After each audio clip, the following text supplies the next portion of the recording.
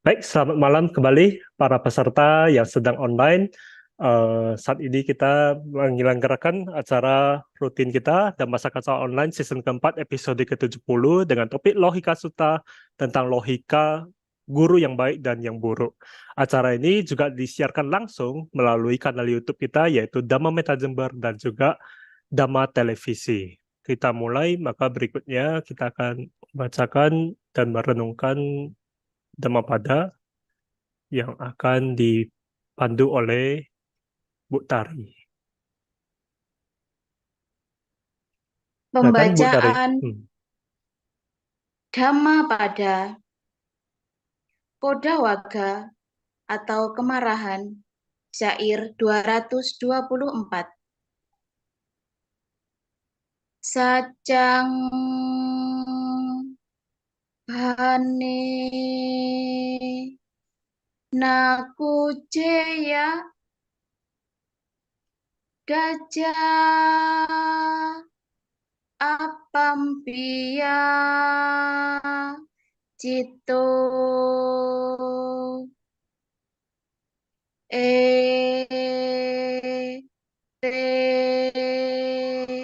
hiti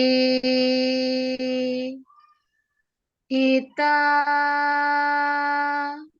nehi gache dewa nasantike. Hendaknya orang berbicara benar, hendaknya orang tidak marah, hendaknya orang memberi walaupun sedikit kepada mereka yang membutuhkan. Dengan 3 cara ini, orang dapat pergi ke hadapan para dewa. Sadu, sadu, sadu. Terima Terima kasih. kasih. Terima kasih Bu Tari. Selanjutnya saya bacakan profil dari narasumber kita hari ini. Kita sudah kedatangan narasumber yang luar biasa hari ini, yaitu Pak Sukodoyo Widya Wijaya.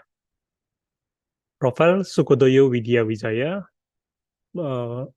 riwayat pendidikan S1 di STAB Sailendra Pendidikan Agama Buddha Dhamma Acarya 2009, lalu menamatkan S2 di Universitas Katolik Sugija Pratnata Semarang, Sains Psikologi Pendidikan pada tahun 2012, dan saat ini memiliki profesi sebagai dosen STAB Sailendra, Ketua Program Studi PKB STAB Sailendra, peneliti pengabdi dan pemerhati, serta praktisi pendidikan. Beliau juga merupakan founder PAUD Wira Putra, asesor Badan Akreditasi Nasional PAUD Pendidikan Dasan dan Menengah, atau disingkat BAN PDN. Karya tulis ilmiah yang telah diciptakan oleh Sukodoyo Widya Wijaya adalah Buddha Dhamma sebagai Pedoman Hidup pada tahun 2023, buku Panduan Dhammayata pada tahun 2022, dan aspek sosiologi dalam Sigalowada Sutta pada tahun 2022. Oke, sebelum kita mulai sesi sharing oleh Pak Sukodoyo, maka sebaiknya saya mengharapkan Bapak Ibu bersikap anjali dan kita akan melakukan pembacaan nama Karapata yang akan saya pimpin. Arahang Sama Sambuddho Bhagawa Buddhang Bhagawantang Abiwademi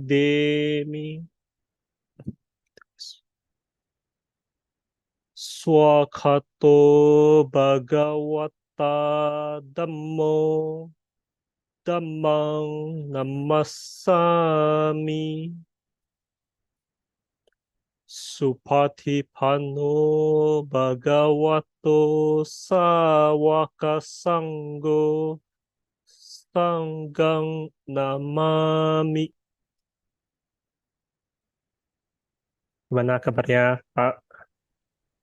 Ya, baik. Terima kasih Romo Kevin Sunardi. Ya, hari ini topik kita adalah tentang logika, ya. guru yang baik dan yang buruk, dan tentu Ya, saja narasumber kita juga merupakan seorang guru. Jadi ini adalah topik yang sangat cocok untuk Pak Sukoyo ya. ya. Kebetulan profesinya ya.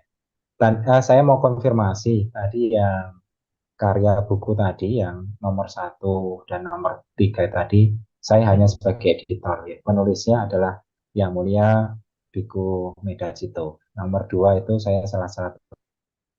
Oke, yang nomor 1 dan nomor 3 merupakan editor, dan nomor 2 salah satu penulisnya. Nomor 2 itu baru saya salah satu tim penulisnya. Oh iya, Kebetulan boleh. saya penyusun Oke, utamanya tadi. salah satu penulis di buku kedua. Oke, Pak Sukodoyo, saya rasa waktu dan tempat saya persilakan ya untuk Bapak langsung sharing. Ya, baik. Romo Ramani, Bapak Ibu dan saudara-saudara sekalian, baik yang menyimak di Zoom ataupun di link YouTube Dhamma Meta Jember. Terima kasih. Sebelumnya terpujilah Sang Buddha, Namo Buddhaya, Sotihonto. Namo Pada malam Buddhaya. hari ini saya sangat berterima kasih sekali diberikan kesempatan oleh tim dari Dhamma Meta Jember untuk bersama-sama belajar tentang Sutta. Dan pada malam hari ini kita bersama akan belajar tentang Lohija Sutta. Lohija Sutta merupakan salah satu bagian sutta yang ada di dalam Digha Nikaya, sutta ke-12. Ini adalah salah satu sutta terpanjang, di mana dalam isi sutta ini juga dijelaskan pula di dalam Samanapala Sutta sebenarnya. Tapi nanti kita akan lebih spesifik membicarakan bagaimana penjelasan tentang guru yang baik dan guru yang tidak baik atau guru yang buruk. Ya, kalau kita bicara di sini tentang bagaimana guru baik dan guru yang tidak baik, ini sebenarnya diawali dari bagaimana sebenarnya kegalauan dari Lohija, seorang Brahmana. Ini diceritakan bahwa suatu ketika itu Buddha bersama 500 biku itu berjalan dari Kosala itu menuju ke Sawatika.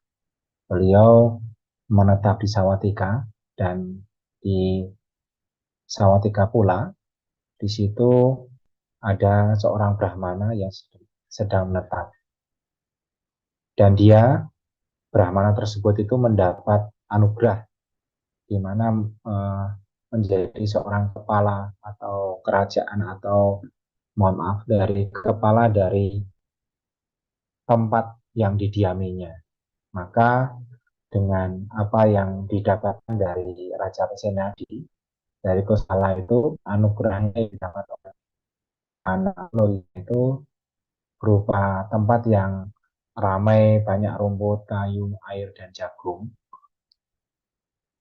yang dianugerahkan oleh Raja Pasenadi Kosala. Tetapi di dalam benak Brahmana Lohija itu muncul pemikiran yang kurang baik, di mana dia berpikir, andaikan seorang petapa atau Brahmana itu menemukan suatu ajaran yang baik, setelah menemukannya, dia tidak menyatakan kepada orang lain. Karena apakah yang dapat dilakukan seorang untuk orang lain?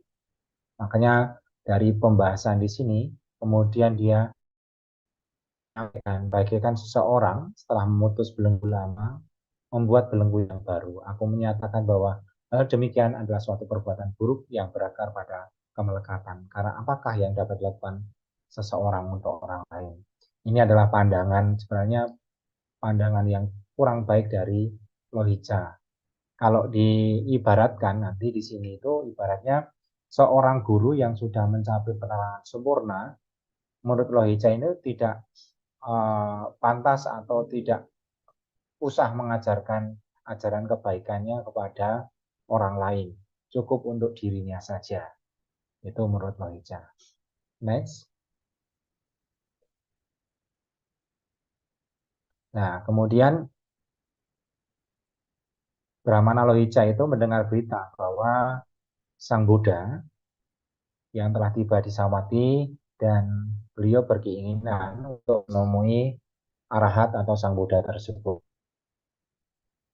Lohica ini kemudian mengutus Desika, si tukang cukur, yang membantunya juga untuk menanyakan bagaimana kesehatan Buddha, dan beliau juga mengundang Buddha bersama para biku lain untuk makan esok hari. Jadi setelah diutus oleh Lohica, Desika datang ke tempat Sang Buddha tinggal, dan Desika menyatakan apa yang disampaikan oleh Lohica kepada Buddha, dan Buddha menyanggupi atau menerima undangan tersebut. Nah, kemudian pada malam harinya, Lohica ini mempersiapkan berbagai pilihan makanan, baik keras ataupun lunak di rumahnya. Kemudian dia mengutus, setelah makanan itu siap, kemudian dia mengutus Desika untuk memberitahu Buddha bahwa makanannya sudah siap. Kemudian Buddha bersama para biku setelah bangun pagi dan membawa jubah dan mangkuk bersama Lohica. Dalam perjalanan, Desika, si tukang cukur itu mengikuti persis di belakang Buddha dan berkata, "Bagawa, pikiran jahat ini muncul dalam benak Brahmana Lohica. Sungguh, Bagawa, ini adalah yang pernah dipikirkan oleh Brahmana Lohica." Tapi dijawab demikian oleh Sang Buddha, "Tidak apa-apa, Desika, tidak apa-apa." Setelah tiba di kediaman Lohica, Sang Buddha duduk di tempat yang telah disediakan, dan Lohica itu secara pribadi melayani Buddha dan biku yang lain dengan berbagai makanan yang telah disediakan, hingga para biku dan sendiri puas dan kenyang. Nah, kemudian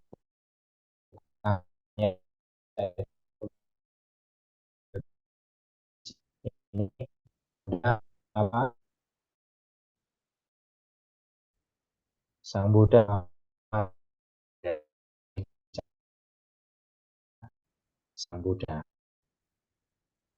Nah, ini lebih lanjut dikatakan, maka Buddha melakukan konfirmasi, melakukan jawab kepada Lohica. Lohica, benarkah bahwa suatu pikiran jahat muncul dalam benak? Ya, seperti yang di atas tadi, yang di mana seorang guru yang baik tidak boleh mengajarkan ajarannya tadi yang disampaikan. Kemudian Buddha itu mengatakan, "Bagaimana menurutmu, Lohica? Bukankah engkau menetap di Salawatika?"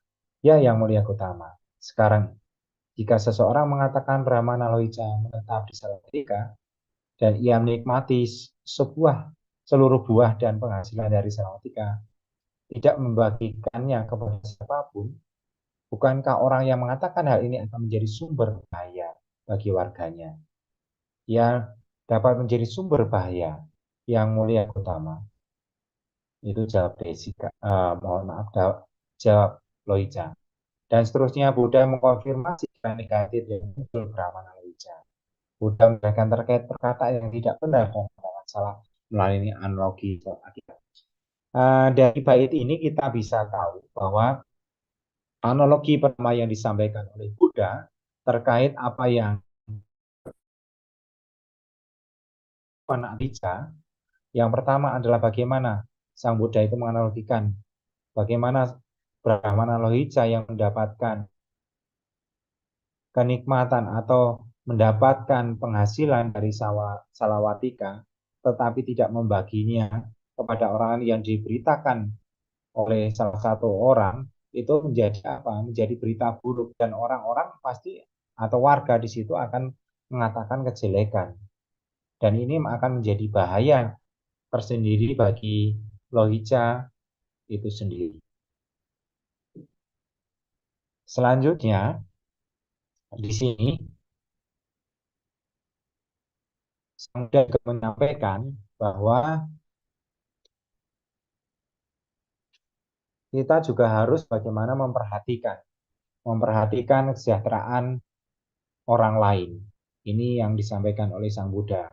Jadi kita juga harus memperhatikan kesejahteraan makhluk lain atau orang-orang atau masyarakat yang ada di sekitar kita dengan perasaan penuh cinta kasih tanpa adanya kebencian. Itu yang disampaikan oleh Buddha.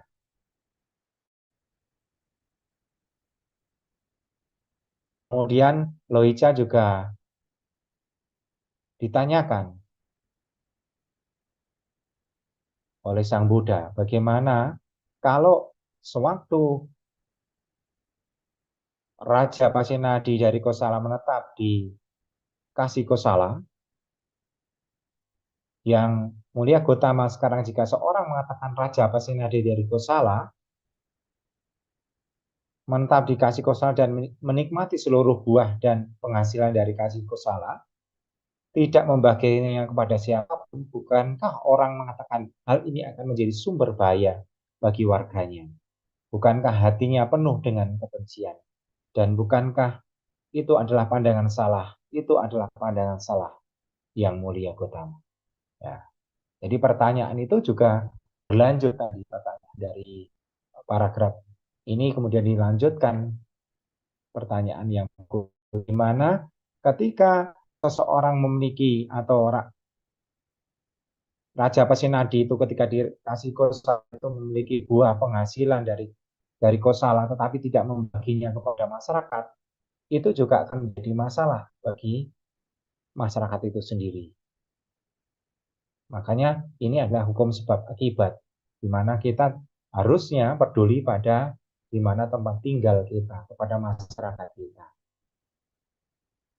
Maka Sang Buddha mengatakan tentu seseorang kata yang sama tentang Brahmana itu pandangan salah. Kemudian Sang Buddha menyampaikan jika ada seseorang itu yang mengatakan bahwa seorang petapa atau Brahmana menemukan suatu ajaran yang baik, setelah menemukannya ia tidak harus menyatakan kepada orang lain, karena apakah dapat dilakukan seorang untuk orang lain, ia menjadi sumber bahaya bagi para pemuda dari keluarga yang baik. Mengikuti dhamma dan disiplin diajarkan oleh Tathagata. Mencapai keluhuran seperti memasuki arus, yang kembali sekali, yang tidak kembali ke arahatan, dan semua mematangkan benih kelahiran kembali di alam dewa. Sebagai sumber bahaya, dia tidak berbelas kasih, dan hatinya dipenuhi kebencian. Dan itu merupakan pandangan salah, yang mengarah menuju neraka atau alam binatang. Jadi kalau ada orang yang mengatakan atau berprinsip bahwa kalau seseorang itu sudah mencapai pencerahan, seseorang yang mengetahui ajaran Dharma, tetapi dia tidak mengajarkan pada orang lain karena ada suatu pandangan semacam itu, justru menjadi sumber bahaya, di mana dengan kebenciannya itu akan berakibat seseorang terlahir di alam neraka atau alam binatang. Karena apa, Bapak, Ibu, dan saudara-saudara sekalian, sebenarnya dengan kita mengikuti dan belajar disiplin Dharma itu sendiri, dari apa yang diajarkan oleh Tathagata atau oleh Sang Buddha, kita dapat mencapai buah dari yang pertama itu masuki arus itu tadi yang Sotapanna. Kemudian yang kembali sekali Sotapatti, kemudian yang tidak kembali Anagami dan kearahatan itu jadi yang masuk yang terakhir arahat. Inilah capaian-capaian ketika kita dapat merealisasi disiplin dari ajaran Dharma atau Dhamma itu sendiri.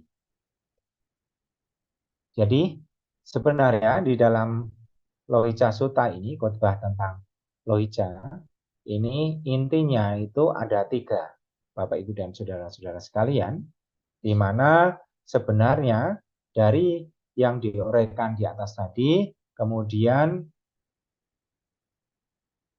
Sang Buddha menyampaikan tentang 3 jenis guru yang layak dicela. Nanti saya akan menguraikan ini. Kemudian guru yang tidak layak dicela seperti dalam Buddha tadi, ini tidak selanjutnya. Kemudian dapat mencapai keluhuran seperti gurunya. Jadi bagaimana seorang murid itu dapat berhasil seperti gurunya.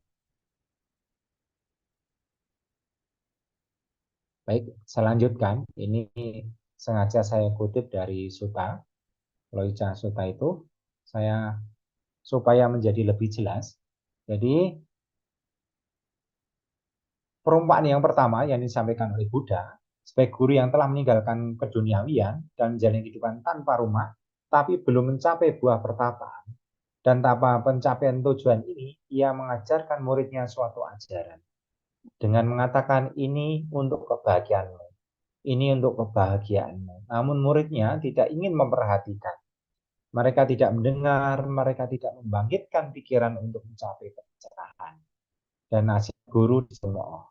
Ia harus dicela dan mengatakan yang mulia ini telah meninggalkan keduniawian.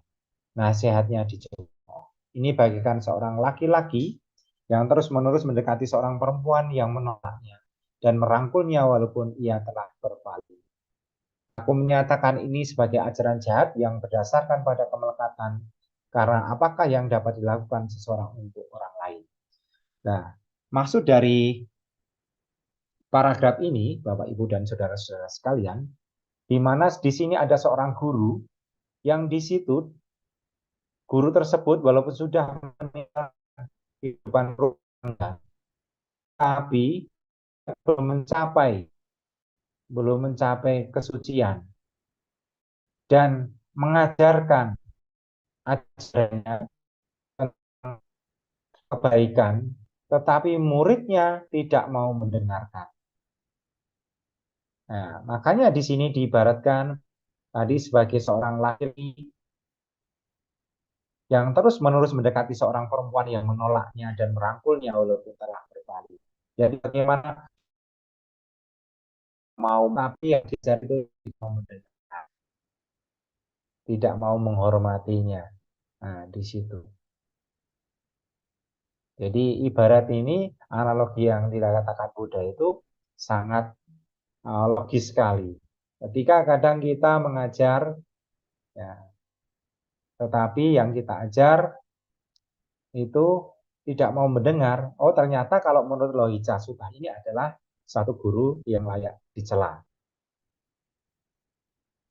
Kemudian yang kedua, ini seorang guru yang telah meninggalkan keduniawian, tapi belum mencapai buah pertapaan. Dan tanpa tujuan ini, ia mengajarkan muridnya suatu ajaran dengan mengatakan, ini untuk kebaikanmu, ini untuk kebahagiaanmu. Murid ini memperhatikan mereka membangkitkan pikiran untuk mencapai pencerahan. Dan nasihat guru tidak dicemooh. Ia harus dicela dan mengatakan yang mulia ini telah dunia. Ini bagaikan meninggalkan ladangnya sendiri, memikirkan ladang orang lain yang perlu dikerjakan. Aku menyatakan ini sebagai ajaran jahat yang berdasarkan pada kemelekatan. Ini adalah guru kedua yang layak dicela. Ya, baik Bapak, Ibu, dan saudara-saudara sekalian, dari bagian kedua dari guru yang layak dicela ini kita menjadi ingat bahwa ternyata posisi yang pernyataan Buddha yang kedua tentang guru yang tidak layak, yang layak dicela ini ibaratkan bahwa guru yang sudah meninggalkan keduniawian atau seorang guru yang dia itu belum kompeten atau belum menguasai bidang ilmu yang dia ajarkan. Dan dia belum mencapai apa yang dia ajarkan. Tetapi murid-muridnya itu mau mendengar. Sehingga murid-muridnya itu patuh mendengar nasihatnya dari guru tersebut. Tetapi ini menurut Sang Buddha ini diibaratkan sebagaimana seorang yang meninggalkan ladangnya sendiri dan memikirkan ladang orang lain yang perlu dikerjakan.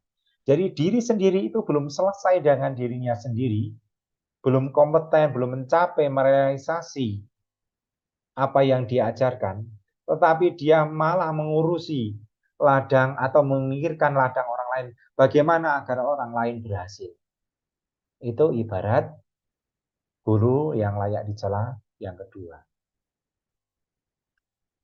Yang ketiga, ini bagaimana guru yang telah meninggalkan keduniawian. Ini di mana buah pertapaan. Setelah meninggalkan keduniawian, ia mengajarkan. Tapi murid-muridnya tidak ingin memperhatikannya. Nasihatnya dicemooh, ia juga harus celah. Bahkan setelah memotong satu belenggu lama, seseorang membuat sebuah belenggu baru. Aku menyatakan ini sebagai ajaran jahat yang berdasarkan pada kemelekatan. Karena apakah yang dapat dilakukan seseorang untuk orang lain? Ini adalah guru ketiga yang layak dicela. Dan ini adalah 3 jenis guru yang aku katakan layak dicela. Baik Bapak Ibu dan saudara-saudara sekalian. Guru yang ketiga ini sebenarnya dia sudah mencapai buah dari pertapaan. Kalau kita ibaratkan ya dia sudah mencapai kesucian. Tapi muridnya itu tidak mau memperhatikan apa yang dia ajarkan dan menghormati apa yang dia ajarkan. Maka di sini ibaratnya tadi adalah guru yang setelah memotong satu belenggu lama, seorang membuat suatu belenggu yang baru. Ya. Jadi sebenarnya dia sudah mencapai kesucian, tapi masih memikirkan seseorang atau orang lain yang belum mau menerima ajaran. Makanya di sini diibaratkan sebagai guru yang ketiga yang tercela. Ya. Kemudian dari hal tersebut, Lohica itu menanyakan kepada Sang Buddha, Yang Mulia Gotama, adakah guru dunia ini yang tidak layak dicela? Nah, kemudian Sang Buddha menyampaikan, guru yang layak tidak dicela, yaitu adalah seorang Tathagata.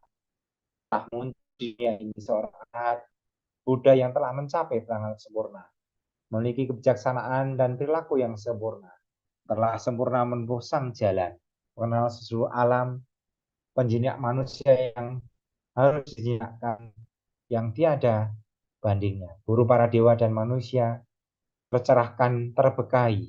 Ini seperti apa yang ada di dalam Buddha Nusati. Beliau setelah mencapainya dengan pengetahuannya sendiri menyatakan kepada dunia bersama para dewa, Mara dan Brahma, para raja dan umat manusia. Beliau membawakan dhamma yang indah di awal, indah di pertengahan, dan indah di akhir. Dalam makna dan kata, dan menunjukkan dan sepenuhnya. Saya akan menjelaskan tentang ini. Bapak Ibu dan saudara-saudara sekalian, mungkin setelah mendengar bagaimana dhamma yang indah pada awal, pertengahan, dan akhir ini sering Bapak Ibu mendengar bahwa dhamma itu secara variasi, bagaimana ajaran dharma itu kita pelajari, bagaimana pengetahuan dari ajaran-ajaran Buddha itu yang betul-betul bisa kita pahami. Kemudian pati-pati kita praktekkan.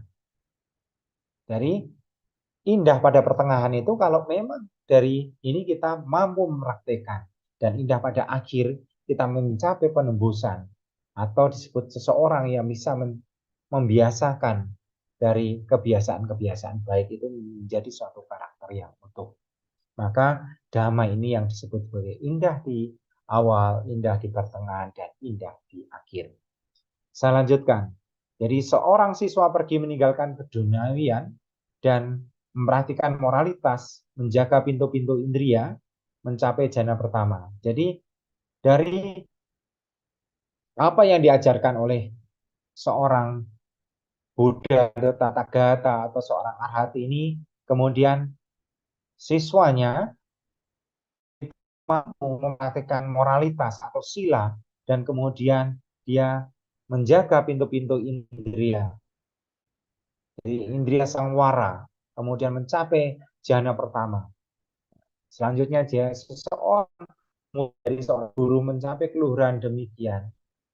Guru ini adalah yang di dunia ini tidak boleh dicela. Dan seseorang mencela guru itu celaan tidak pantas, tidak benar dan tidak sesuai dengan kenyataan yang salah. Mohon maaf.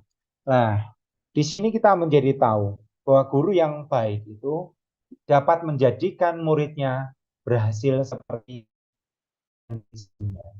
Dan ini seperti apa yang dilakukan Sambut sendiri dan biku yang lain yang telah menjadi arahan mengajarkan ajaran Dharma ini kemudian menjadikan para murid-muridnya berhasil bisa menjadi arat seperti Buddha itu sendiri atau seperti para biku itu sendiri. Kemudian Buddha menyampaikan, jadi ketika mencapai jana satu, ia juga mencapai jana tiga jana yang lainnya, 1, 2, 3, ya, berbaikan. Maka jika seseorang murid dari seorang guru mencapai keluhuran demikian, guru itu adalah yang di dunia ini tidak boleh celah. Jadi saya di atas sudah menyampaikan bahwa guru yang berhasil menjadikan muridnya berhasil seperti dia. Karena ia juga menembus 4 kebenaran mulia. 4 tak mulia, sang jalan dan lenyapnya kotoran. Di mana dalam 4 kebenaran mulia, ini memahami duka, sumber duka, lenyapnya duka dengan 8 faktor jalan utama itu, kemudian setelah mulai jalan, setelah tahu lenyapnya duka, jalan lenyapnya duka. Jadi jalannya dengan 8 ruas jalan utama atau 8 faktor jalan utama tadi. Jika seorang murid dari seorang guru mencapai keluhuran demikian, guru itu adalah yang di dunia ini tidak boleh dicela. Dan jika seorang mencela guru itu, celaan tidak pantas, tidak benar, dan tidak sesuai kenyataan. Dan salah. Kemudian Lohi berkata kepada Sang Buddha, Yang Mulia Gotama, ini bagian menarik rambut seseorang yang terpeleset dari dan jatuh, meletakkannya di atas tanah yang kokoh. Demikian pula aku yang sedang terjatuh ke dalam lubang telah diselamatkan oleh Yang Mulia Gotama. Ya, kita tahu apa yang disampaikan oleh Loica tadi, bahwa dia mempunyai pandangan salah, di mana awalnya tadi dia menyatakan bahwa setelah menemukan ajaran seseorang harusnya tidak harus menyatakan kepada orang lain, karena tidak ada manfaatnya di mana dia mengajarkan ajarannya kepada orang lain. Itu berlaku pada Lohica saja, tidak berlaku pada Sang Buddha.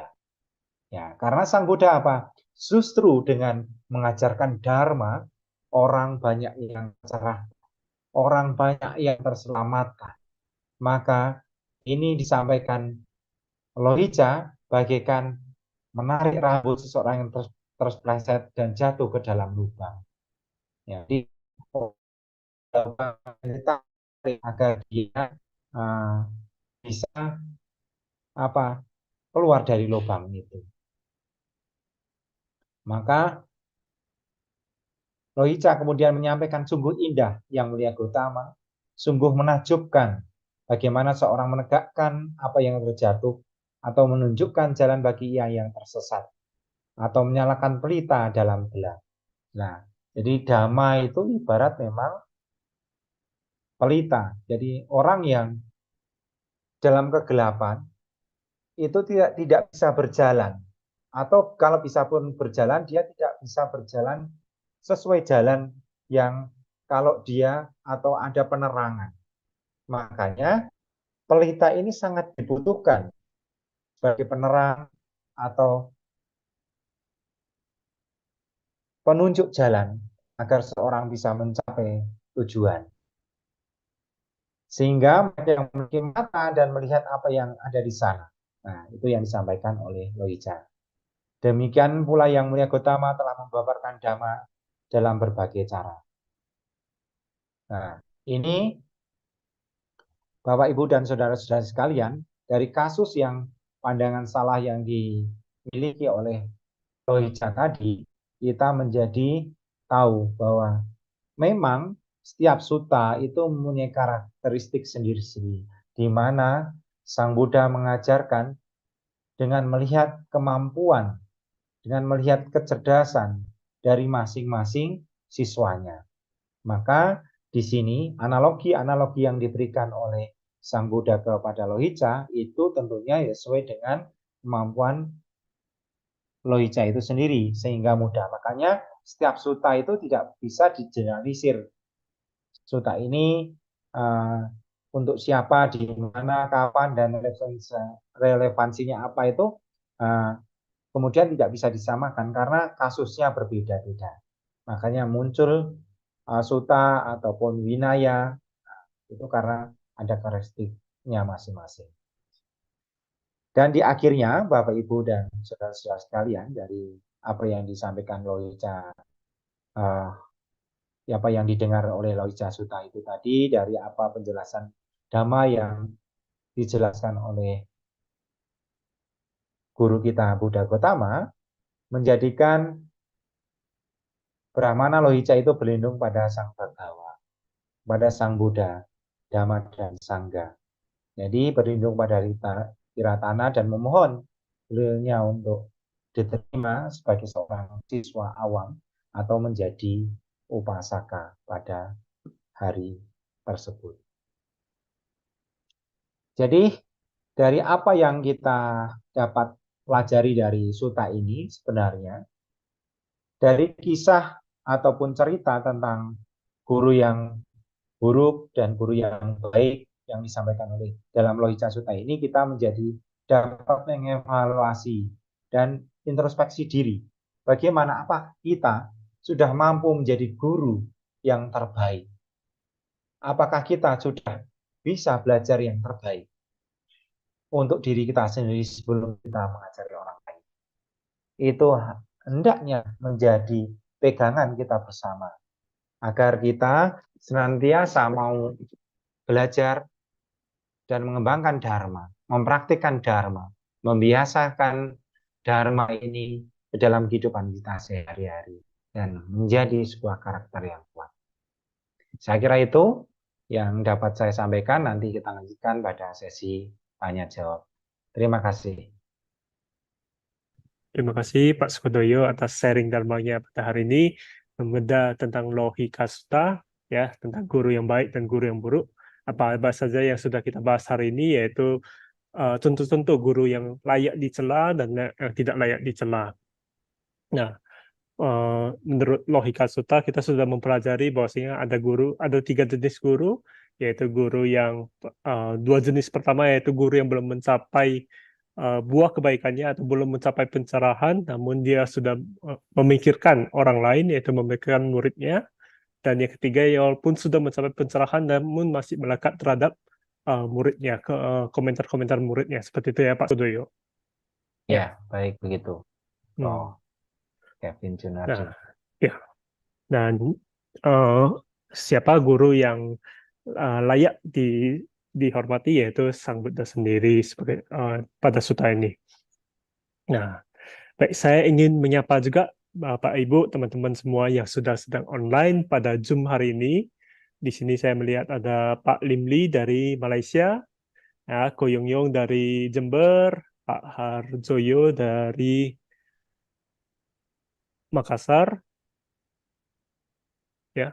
Dan juga untuk Bapak Ibu yang sedang online melalui kanal YouTube Dhamma Meta Jember dan juga Dhamma Televisi, saya ucapkan selamat malam. Dan Bapak Ibu yang saat ini sudah punya pertanyaan, silakan dituliskan di kolom komentar, atau bagi yang sedang online melalui Zoom, ingin membuka kamera juga dapat open cam dan juga kita dapat raise hand dulu. Ya, saya persilakan. Saat ini ada upacarika mewah. Mari kita persilakan upacarika mewah untuk memberikan komentar ataupun pertanyaan. Silakan. Selamat malam, Pak Sukodoyo. Selamat Terima malam. kasih, host. Ya, silakan. Dari Kota Tangerang. dari Tangerang. Ya, Ya, baik. Dari Kota Tangerang, Pak. Iya. silakan. Saya Ya, mau tanya baik, juga Wah. tentang ini. Masuk kemana nih kapasitas seorang murid? Jadi di Suta ada, bahkan Cita Jataka mungkin ya. Jadi seorang murid yang malah mengingatkan gurunya, yang dulunya disangkanya gurunya itu mengaku sebagai seorang arahat. Begitu murid ini menguji gurunya, apakah benar beliau itu arahat? Jadi karena kesaktiannya murid ini meminta guru tersebut menciptakan seekor gajah. Nah, kemudian gajah itu datang, tetapi gurunya ini berlari. Tandanya dia sudah menilai bahwa muridnya menilai gurunya ini belum arahat karena masih ada rasa takut situ. Dan pada saat itu muridnya tadi diminta oleh gurunya untuk membantunya mencerahkan supaya beliau mencapai kearahatan karena memang beliau belum mencapai arahat.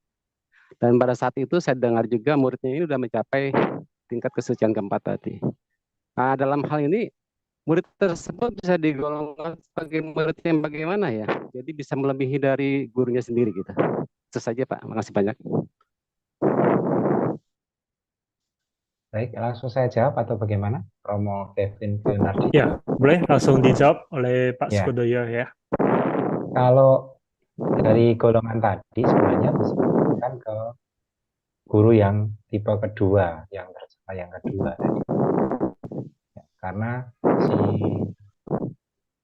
muridnya sudah mencapai apa yang sudah diajarkan gurunya, tetapi gurunya malah belum mencapai. Gitu.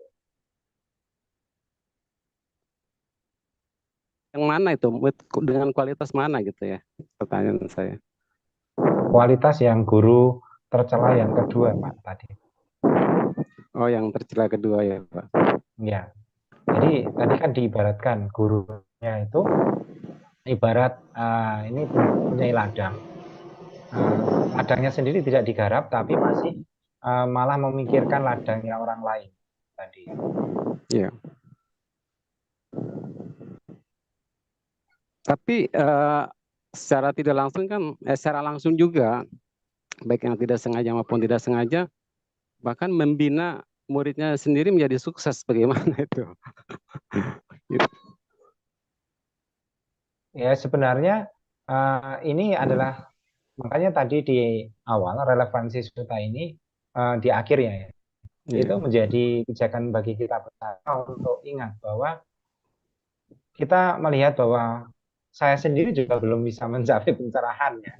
Tapi inilah adalah kewajiban kita bersama untuk mengajarkan Dharma. Kalau begitu nggak ada orang dong yang mengajarkan Dharma.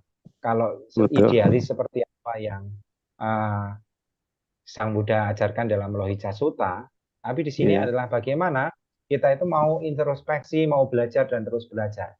Nah, dari apa yang diajarkan dalam Lohita Sutta itu.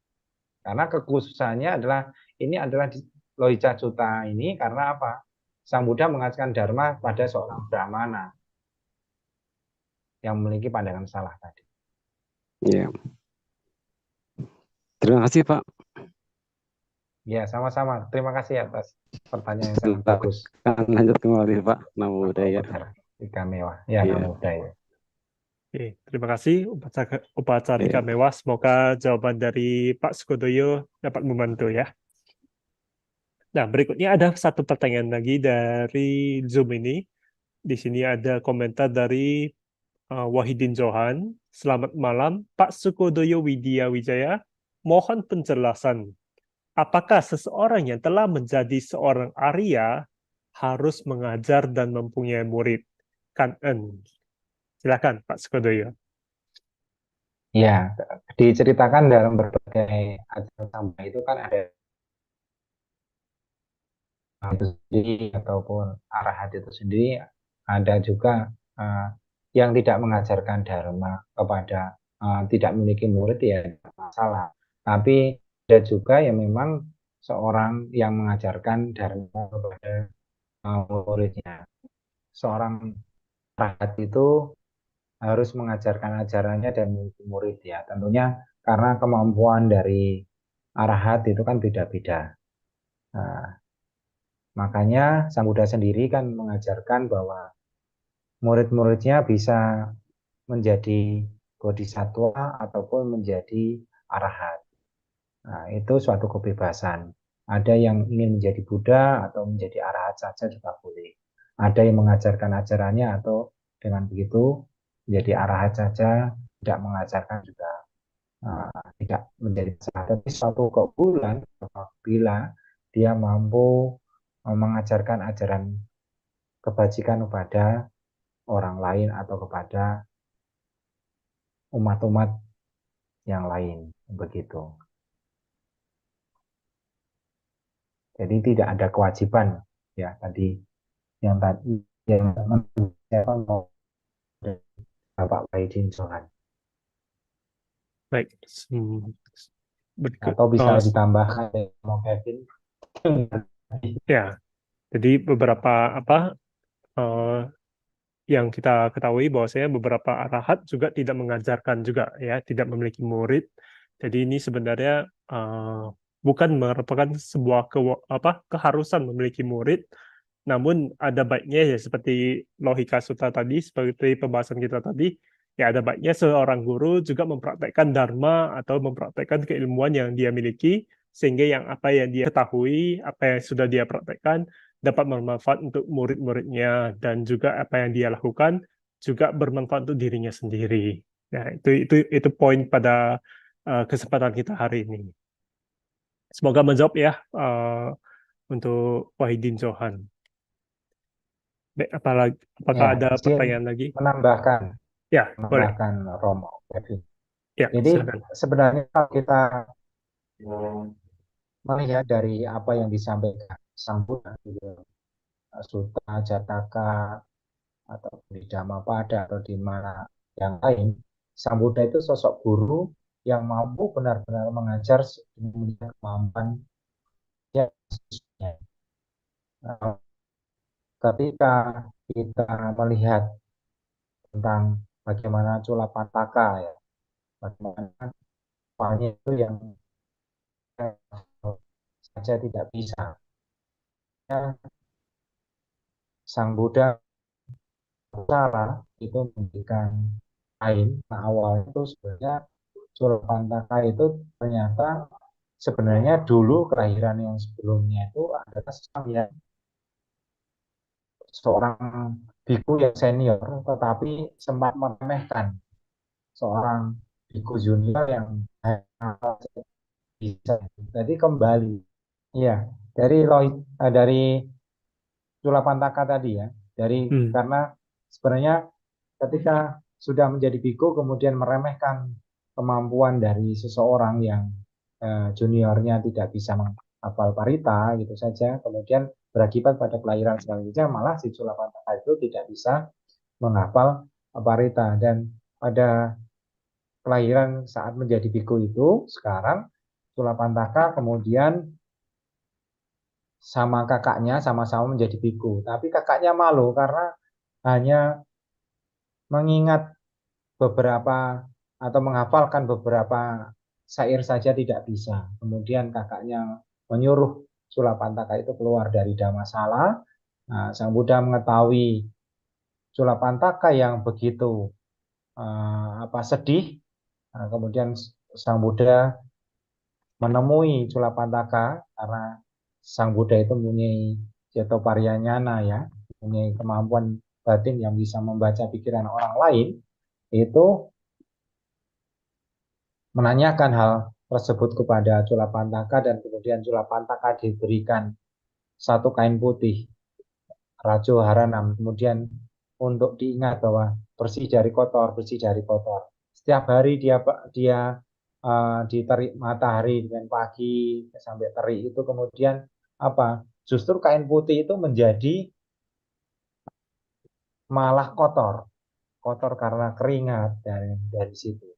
Apa yang kita ketahui dari situ?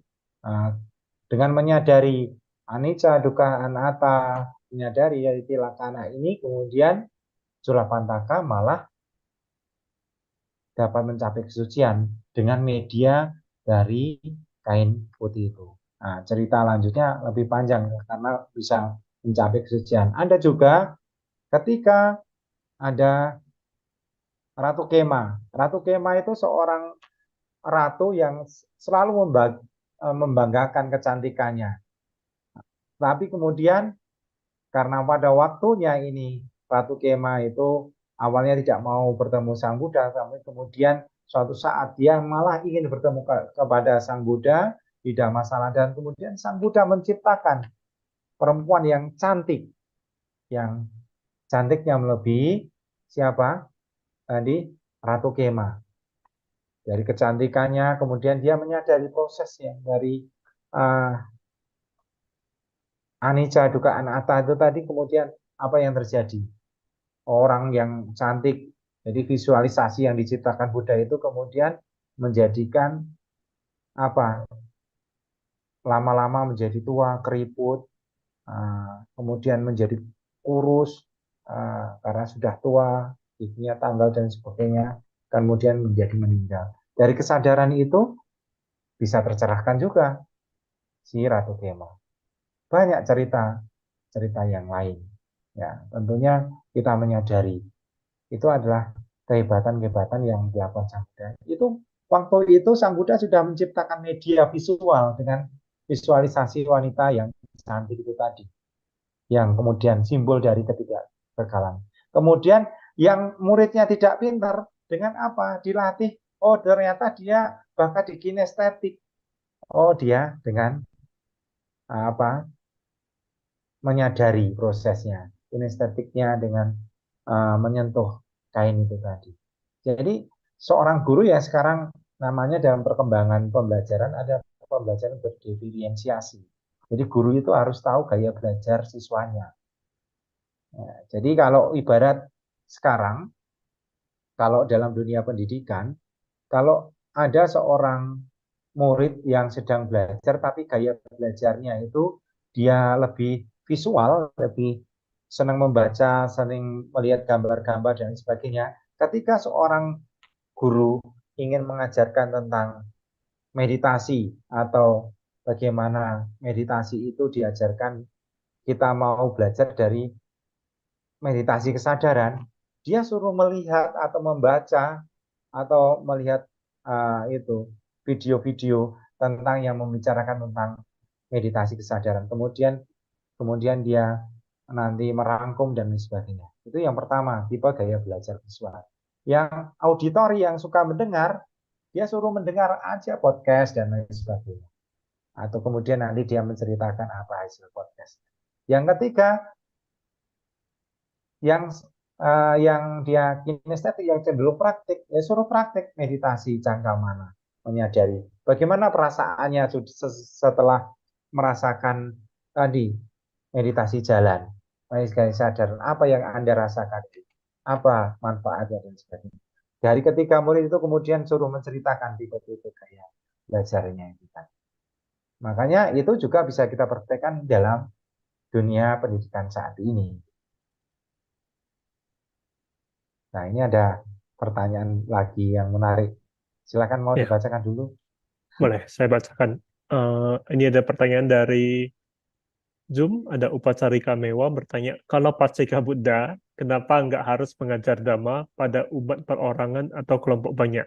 Dan bagaimana dengan Buddha kita? Ya, Pak Sudoyo. Terima kasih. Silakan. Ya, atau mungkin ini eh, Bapak Upacarika Mewah bisa menjelaskan dulu ini terkait Buddha kita. Boleh? Silakan, silakan. Di Nah, kita open kan mic. sharing, Dhamma Ya, sharing. silakan. Silakan open mic. Saya kurang begitu jelas, Romo. Jadi hanya sekilas saja bahwa Buddha kita itu bisa menyebarkan agama dari seluruh galaksi bumi ini gitu. Jadi keberadaan Buddha kita dikatakan itu bisa menyebarkan agama, ajaran di seluruh planet gitu. Itu saja sih yang saya tahu. Ya, baik, terima kasih. Saya sendiri belum ini ya belajar lebih lanjut tentang bagaimana Buddha kita. Jadi saya mohon izin tidak menjawab daripada nanti saya menjawabnya kurang pas. Dan kebetulan saya itu di sekolah tinggi saya itu mengajar bidang pendidikan ya bidang psikologi ya. Tadi karena dulu diminta oleh Ko Teddy untuk bagaimana berbagi tentang suta itu ya saya mengambil salah satu suta ini. Tapi pertanyaan yang bagus nanti ini akan menjadi tugas saya untuk belajar tentang bagaimana tentang Buddha kita. Begitu Bapak Upacarika Mewah. Iya. Oke. Selanjutnya ada pertanyaan dari Harjoyo Tio. Malam Romo Sukodoyo, bagaimana caranya seorang siswa menilai gurunya baik? Karena sebagai siswa tentu belum paham sepenuhnya dengan ajaran gurunya, dan apakah yang harus dilakukan oleh siswa tersebut saat mengetahui gurunya tersebut tidak baik menurut pandangan masyarakat? Thanks, Anumodana. Ya, baik. Terima kasih pertanyaan dari Bapak Arjono Tio ya. Nah, jadi di dalam Sigalowada Sutta itu sudah diajarkan juga bagaimana kalau guru yang baik itu selalu mengajarkan. Ada contoh-contohnya, selalu mengajarkan ajaran kebaikan kepada siswanya, menjadikan siswanya bisa terampil seperti gurunya. Kemudian tidak membicarakan kejelekan gurunya, mohon maaf, tidak membicarakan kejelekan muridnya kepada orang lain. Nah, itu salah satu ciri-ciri dari guru yang baik. Tentunya menegur pun juga harus menegur dengan cinta kasih. Bagaimana kalau menegur dengan marah-marah dan sebagainya? Mungkin marah-marah itu wujud cinta kasih, tapi kan pemahaman siswanya berbeda-beda. Maka di sini kita menjadi lebih tahu bagaimana apakah ciri-ciri itu sudah ada dalam guru kita. Kemudian guru juga harus mengajarkan ajarannya secara bertahap seperti apa yang diajarkan oleh Sang Buddha, di mana ajaran bertahap ya ajaran yang mudah, jadi dari dana. Nah, dari dana dulu mengajarkan, baru dana baru ke sila, sila baru ke abhidhamma dan sebagainya.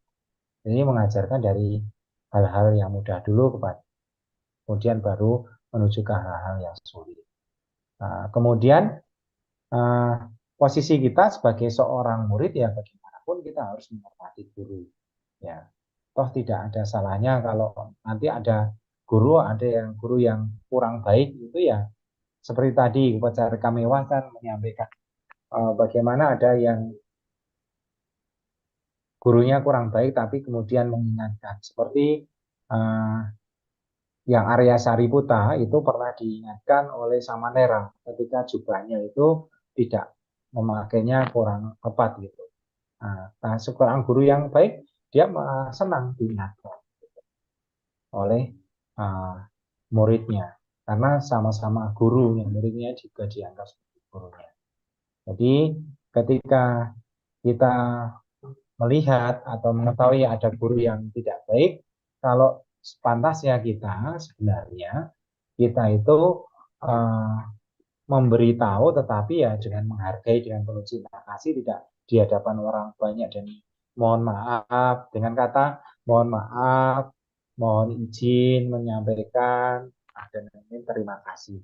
Kalau memang tidak berkenan ya sudah, karena kembali lagi bahwa tentunya apa yang kita berikan belum tentu diterima juga baik oleh orang lain. Begitu Bapak Harjoyo. Ya, jadi saya sedikit menambahkan bahwasanya Pak Harjoyo dapat memperhatikan seorang guru itu layak diikutin atau tidak, itu juga dari salah satunya tentu saja tidak langsung dapat kita ketahui apakah guru ini guru baik atau guru yang dicela, layak dicela, atau guru yang baik sebenarnya. Tentu saja kita perlu perhatikan tingkah lakunya, apa yang diajarkan, apakah seperti yang sudah disampaikan oleh Pak Sukodoyo, apakah dia mengajarkan cinta kasih, apakah dia mengajarkan dhamma dengan baik, apakah yang diajarkan itu sesuai dengan Buddha Dhamma atau tidak gitu ya. Dan tentu saja tingkah lakunya, apakah perilakunya menunjukkan sifat-sifat kebaikan, sifat-sifat cinta kasih yang dapat kita lihat melalui perilakunya keseharian.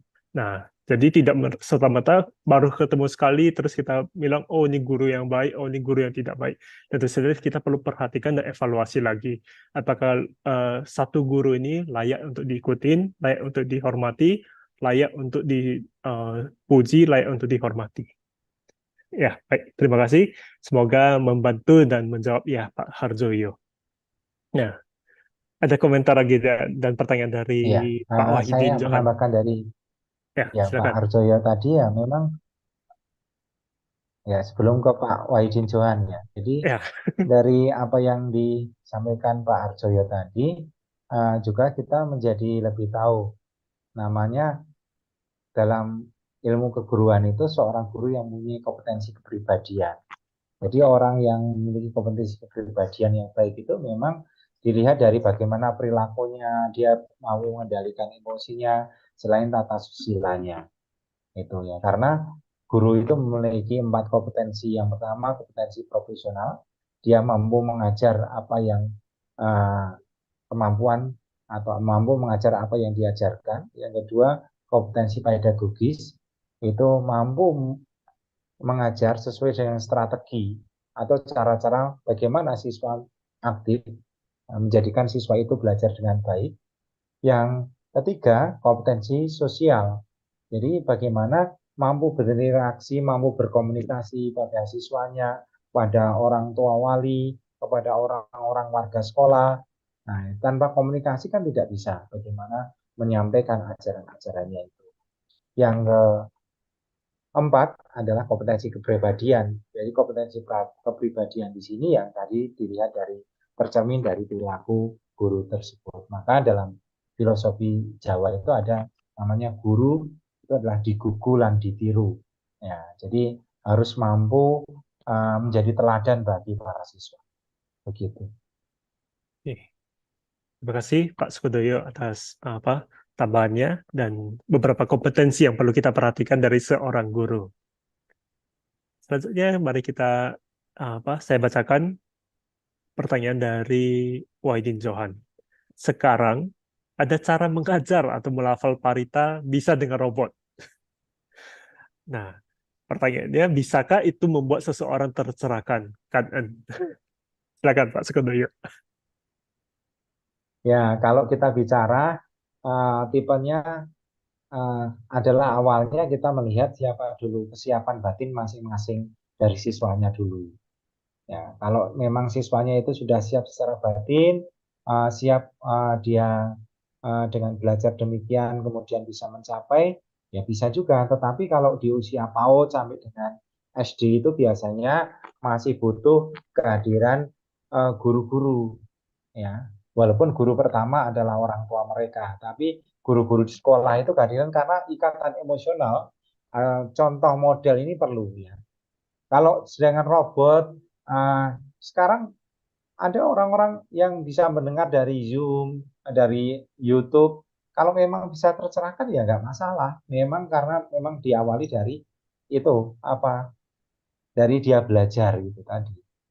Jadi kesiapan belajar dan kesiapan untuk berubah menjadi lebih baik.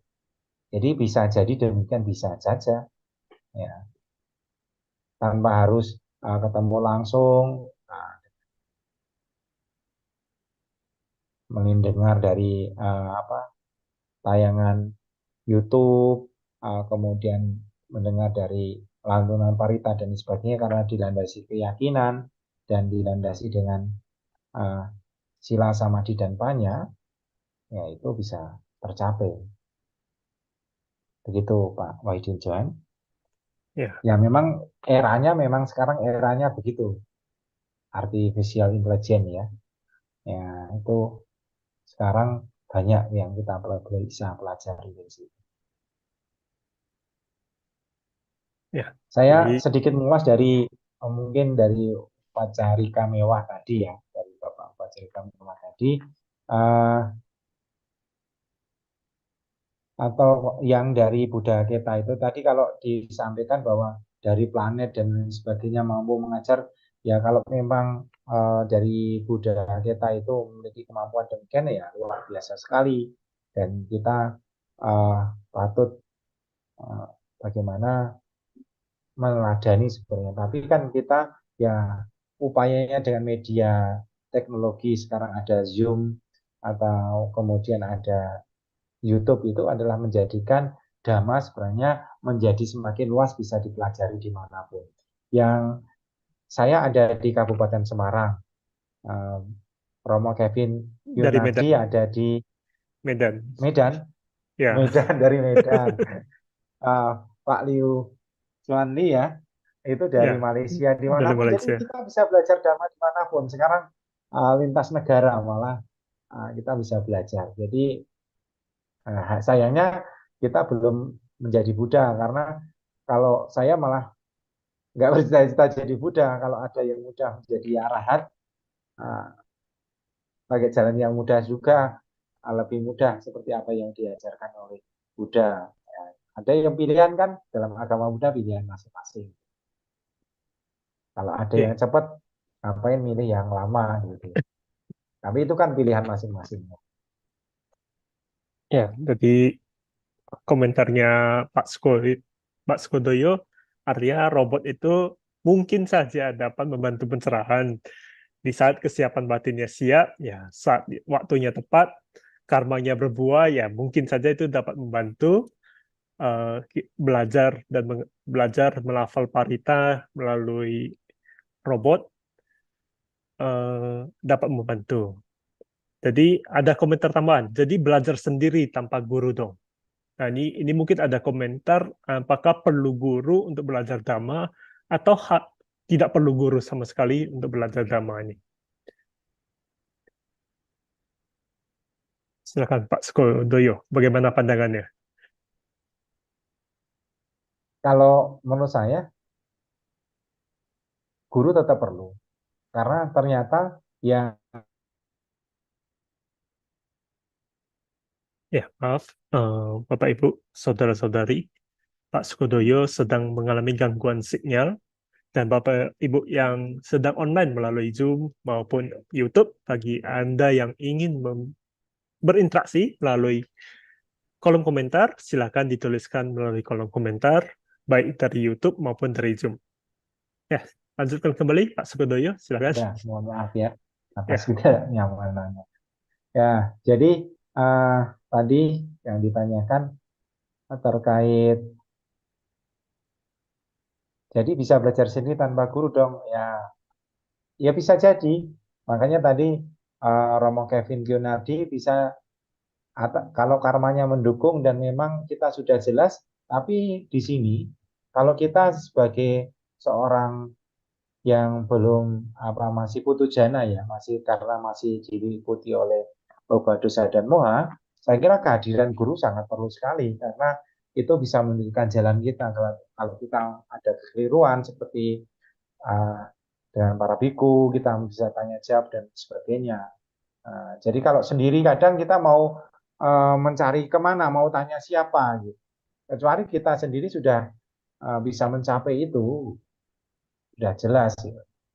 Ada orang-orang yang hanya belajar dari YouTube, dari Dhamma di sana waktu masa COVID itu, kemudian dia ada yang berpandangan bahwa dia mampu merealisasi tahapan-tahapan sotapanna dan sebagainya, ya tidak masalah. Tapi kalau kita sendiri itu sangat membutuhkan kehadiran guru, karena guru itu tentunya akan mempermudah menunjukkan jalan kita untuk, atau menjadi teman sharing kita kalau ada hal yang kurang tepat. Begitu Pak Wahidin Johan. Oke. Jadi dapat dikatakan, saya sepakat dengan Pak Sukodoyo ya. Jadi dapat dikatakan bahwasanya kalau kita belajar mandiri, baik melalui membaca buku, baik melalui kanal YouTube online ini, ya salah satunya Dhamma Sakasa online dari Dhamma Matian Jember ini, ya kita dapat belajar Dhamma juga. Namun apabila kita memiliki guru atau kita memiliki guru yang intensif, kita akan mengalami pencapaian yang lebih cepat biasanya atau lebih terarahkan jalannya. Itulah salah satu kenapa kita perlu memiliki seorang guru untuk belajar Dhamma ini.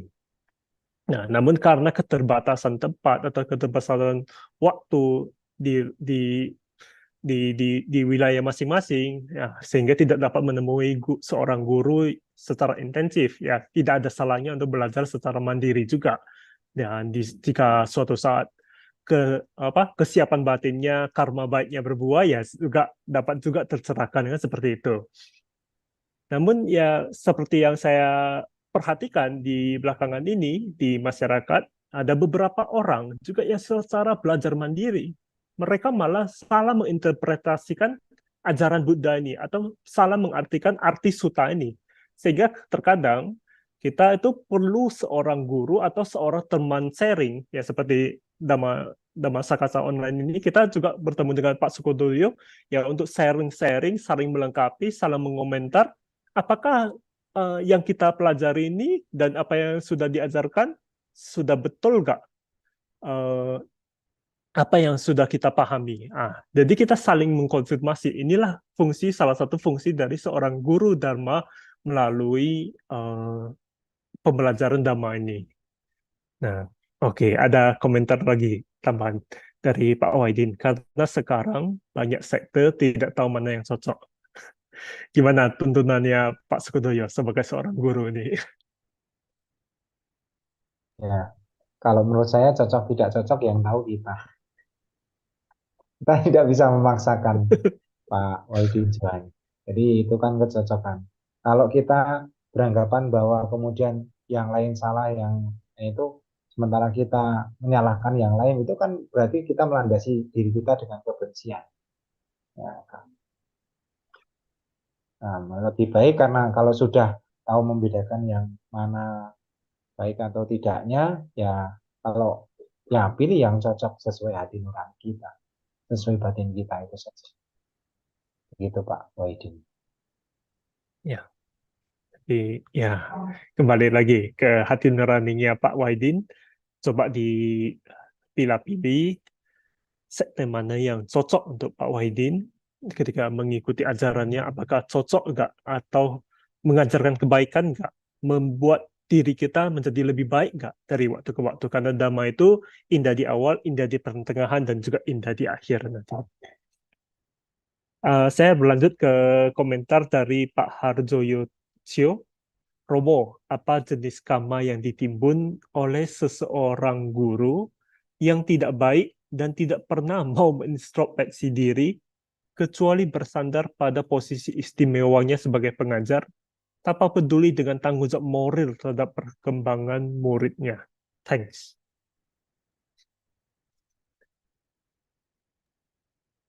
Ya, baik. Terima kasih. Ini pertanyaan yang menarik dari Pak Harjoyo.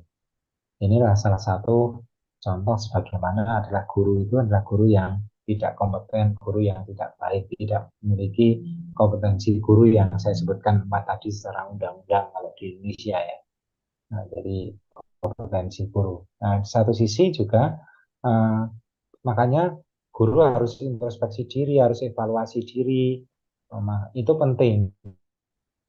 Baik, tadi terkait pertanyaan dari Pak Arjoyo ya, jadi yang disampaikan tadi memang salah satu wujud bahwa guru itu guru yang tidak mau evaluasi diri ya, jadi karena tidak evaluasi diri menjadikan bahwa dia itu menganggap dia sudah benar, sudah baik dan sebagainya. Sebenarnya kalau kita ingat beberapa waktu lalu saya mengikuti sebuah seminar. Jadi di Finlandia itu tidak ada namanya pengawas sekolah. Kenapa? Karena tidak ada guru itu yang semuanya harus diingatkan. Jadi guru sudah tahu tanggung jawabnya masing-masing.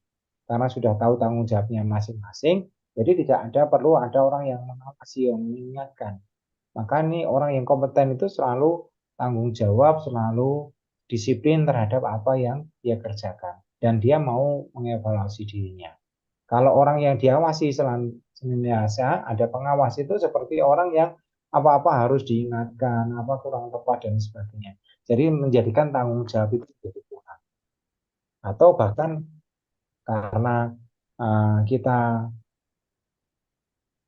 itu dulu pernah dijajah bangsa asing yang lama, kemudian ada mandor yang harus mengawasi, begitu juga karena berikut sejarah itu bisa juga. Nah, maka ini kita menjadi lebih tahu di sini bagaimana bahwa sebenarnya secara tanggung jawab moral itu ya memang harus diutamakan. Jadi guru sebelum mengajar orang lain harusnya kita sudah bagaimana menjadikan kita pantas menjadi betul-betul seorang guru.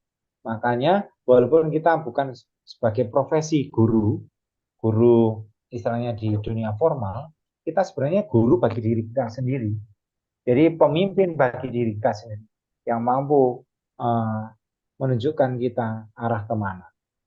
Gitu. Saya ada satu cerita. Jadi ada ceritanya begini. Ketika ada suatu perguruan, di satu perguruan itu si gurunya ingin meluluskan para siswanya. Jadi guru ini ingin meluluskan para siswanya, tetapi ujiannya, jadi tadi yang diceritakan diibaratkan, itu bukan ibarat ya, ada di zaman Sang Buddha itu ada seorang guru yang ingin menguji kemampuan para siswanya. Jadi dia sudah layak lulus atau belum. Hari guru ini mengumpulkan para muridnya. Wahai muridku, berkumpullah di sini. Baik guru. Dan saat berkumpul itu, kemudian gurunya menyampaikan, ini adalah hari terakhir sebelum kalian dinyatakan atau diwisuda setelah selesai belajar di perguruan ini. Saya ingin pada malam hari ini kalian pergi ke kampung-kampung sebelah untuk melakukan pencurian. Ya, untuk melakukan pencurian.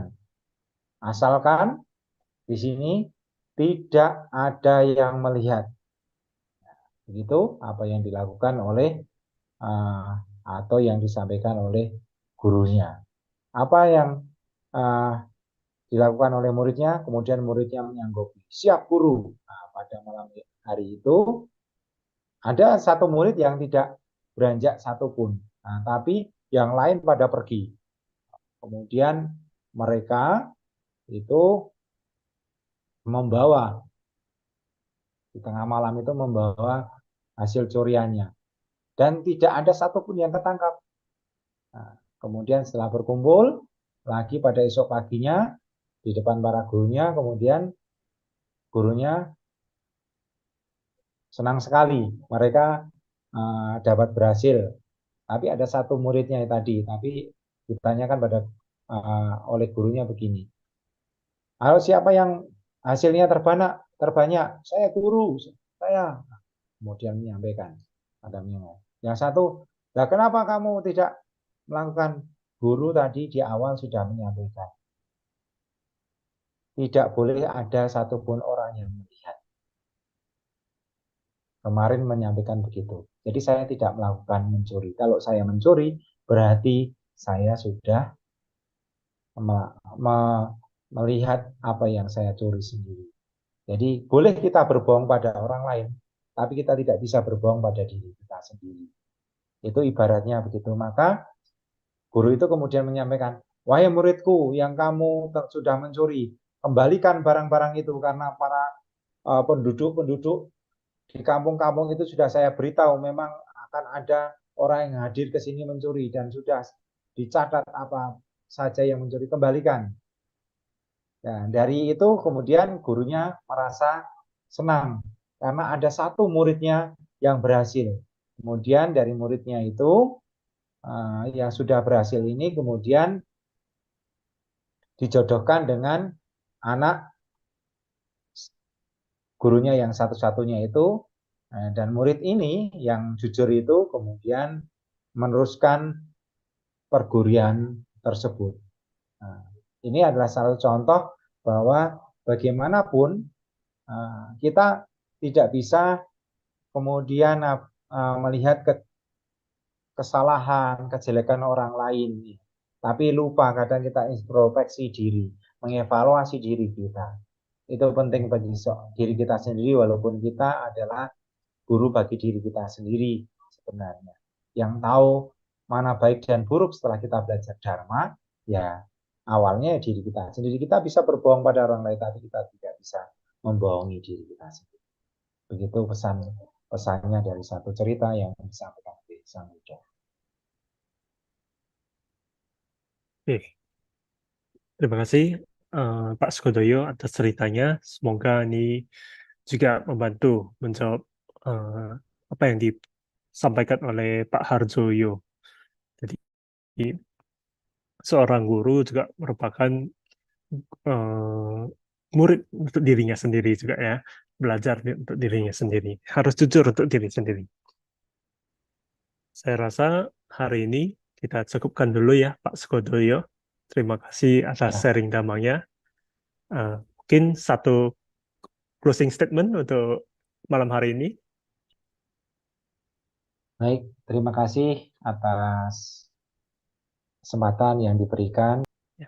Intinya kita sebagai sama-sama masih putu jana, mari kita belajar menjadi guru bagi diri kita sendiri sebelum kita nanti menjadi model atau menjadi role model bagi yang lain. Mari kita bersama-sama senantiasa mengembangkan Dharma yang indah pada awal, pertengahan, dan akhirnya ini dengan belajar, praktik, dan membiasakan sehingga apa yang kita pelajari itu betul-betul menjadi karakter yang mendalam bagi diri kita, sehingga kalau kita mau berbuat sesuatu itu seperti sudah ada yang mengingatkan ini adalah perbuatan, kalau yang bagus, yang baik kita teruskan, yang tidak baik itu sudah diingatkan untuk tidak dilakukan. Maka hendaklah mari kita awali, kita menjadi guru diawali dari diri kita sendiri, dari belajar Dharma ajaran Sang Buddha. Sekiranya sekian, terima kasih atas segala perhatian, mohon maaf atas kekurangan.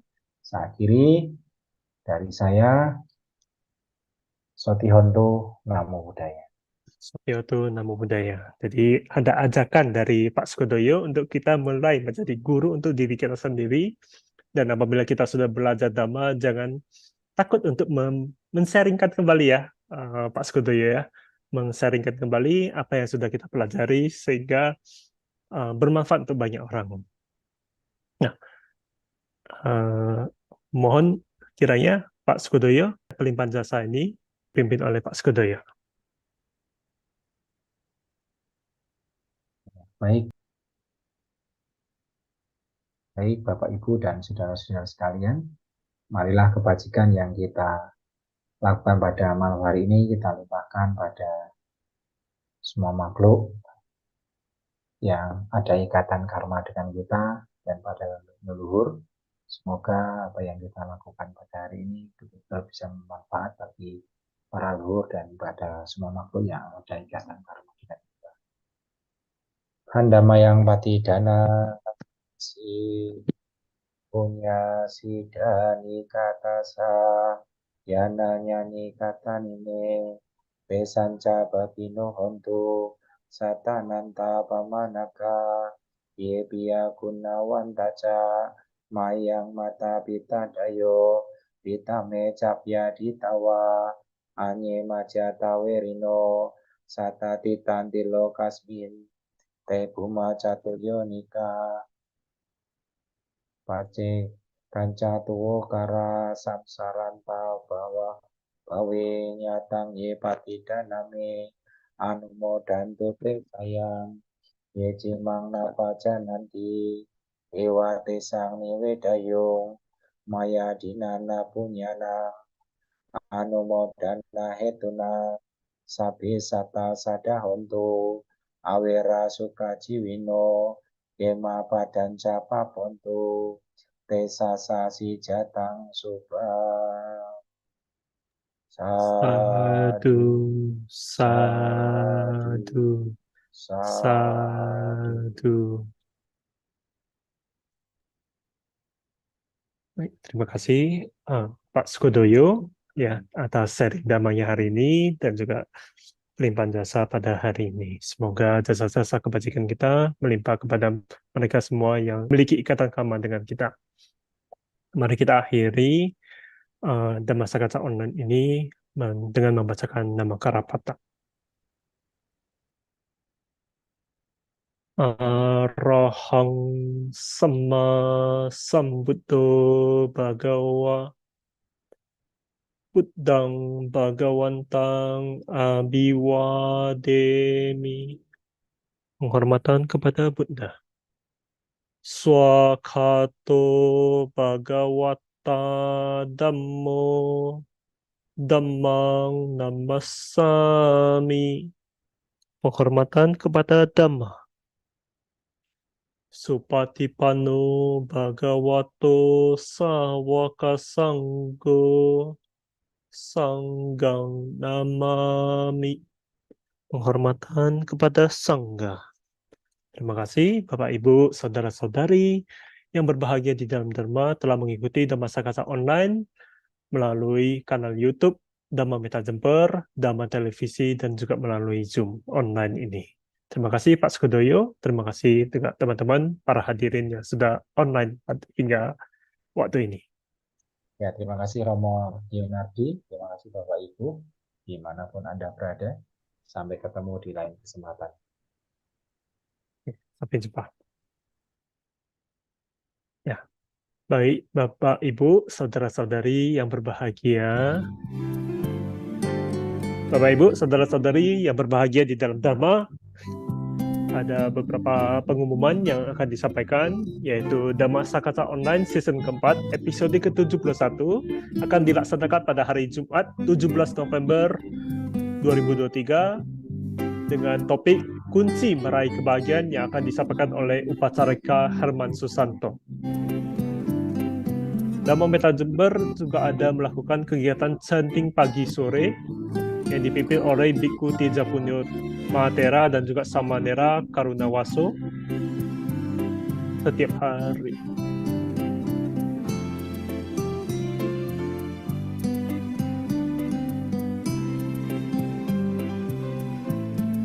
Dan untuk mendukung kegiatan-kegiatan online ini, Bapak Ibu dapat mengunjungi situs-situs yang tersedia, yaitu kalyanamita.info. Terima kasih semuanya. Saya akhiri sesi kita hari ini.